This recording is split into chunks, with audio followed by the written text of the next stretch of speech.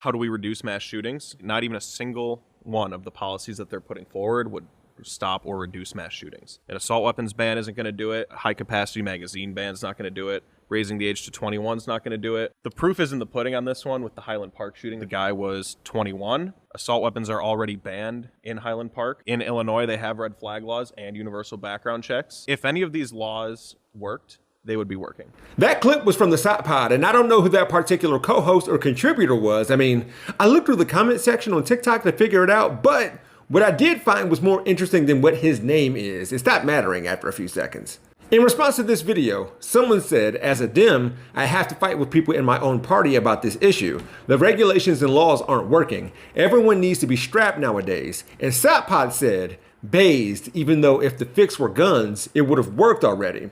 Anyways, someone else quoted The Onion. No way to stop this says only place where this regularly happens. With that said, here's this British man who recorded a conversation he had with his 13-year-old daughter. Have you ever thought about which cupboards you could hide in at school if you were in danger? No.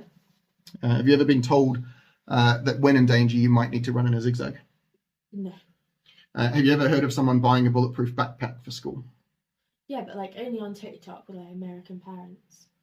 Do you know why teachers in the US often buy buckets for their classrooms? No.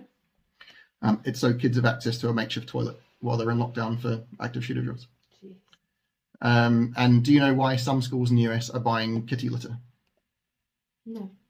It's to go in the classroom bucket, so it's more hygienic. So there's that. But Sockpod responded to that previous comment with, it's more important to compare violent crime rates, which are far worse in other countries. And I want to stick there because there's no need to do that. There's a measurable difference between violent crime rates and, more specifically, gun crime rates between states here in America. And yes, policies matter.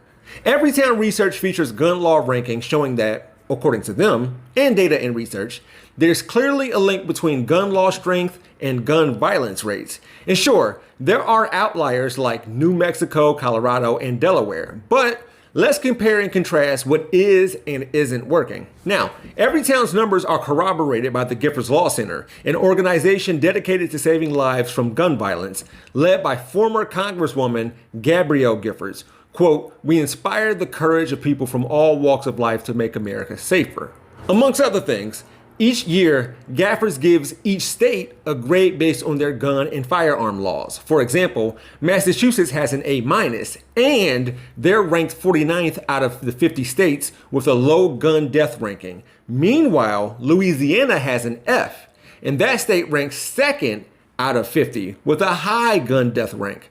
Furthermore, compare what Hawaii does well and what it's missing versus what Mississippi does well and what it's missing. There's a huge variance based on laws, policies, and this applies to mass shootings. Laws can decrease mass shootings too. Certain age restrictions and minimum age requirements can and does help. Now, if the Sockpods of the world want to say, quote, it starts at home, or blame culture or bring up the Second Amendment, then I hope they agree that 2A was built and has built a culture of violence involving guns here at home in America, where mass shootings happen. Have you met Anna Paulina Luna? Whether or not you have, who she is may change, but you can find out more about her by watching this video.